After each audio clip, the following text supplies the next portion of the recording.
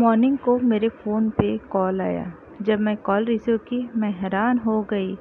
Hello friends, मैं आपको मेरे फ्रेंड की स्टोरी बताने जा रही हूँ। अगर स्टोरी में कुछ खामियां रह गई प्लीज़ आप कमेंट्स करके ज़रूर बताइए।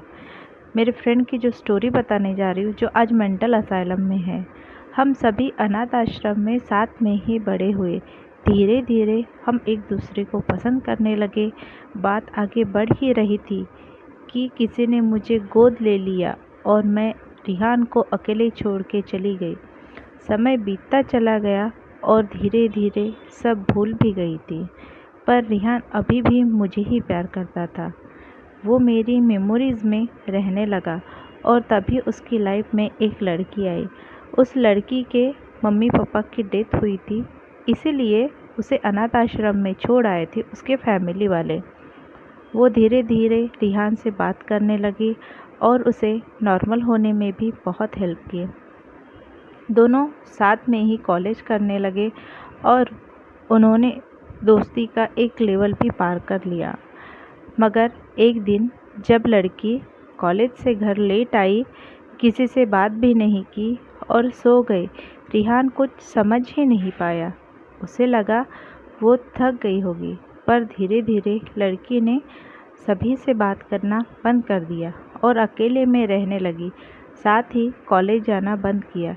रिहान उस दिन उससे बात करना चाहता था, इसलिए उसे बाहर घुमाने ले गया। उसका हाथ पकड़ा और उसे पूछने लगा, क्या हुआ है तुम्हें?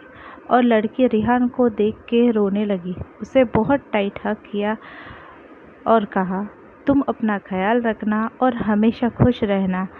I love you forever. Rihan कुछ समझ ही नहीं पाया। उसे लगा मम्मी पापा को मिस कर रही।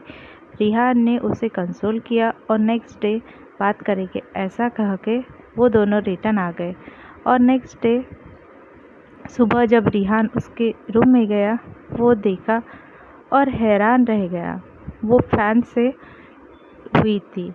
रिहान के पैरों तले जमीन ही निकल गई। वो ज़ोर ज़ोर से चिल्लाने लगा। सभी भागते हुए और लड़की को हॉस्पिटल ले जाने लगे, पर बहुत देर हो चुकी थी। रिहान सब समझ गया वो कल क्यों रो रही थी। तभी मेडिकल रिपोर्ट आई, उसमें पता चला उसके साथ किसी ने ज़बरदस्ती की है। ये बात वो पागल लड़की किसी को बता ना सकी।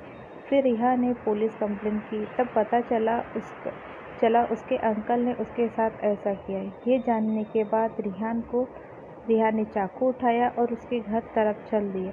जब वो लड़की के अंकल को चाकू से मारने ही वाला था कि सभी ने उसे पकड़ लिया और पुलिस स्टेशन ले गए।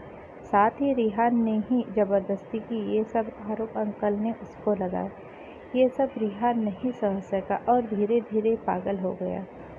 आज वो असाइलम में है। जब मैं उससे मिलने गई उसने मुझे काजल करके बुलाया। काजल उसके गर्लफ्रेंड का नाम था। मुझे कुछ समझ ही नहीं आ रहा है, क्या करूँ क्या कहूँ। अगर आपको पसंद आई होगी तो प्लीज़ लाइक कीजिए।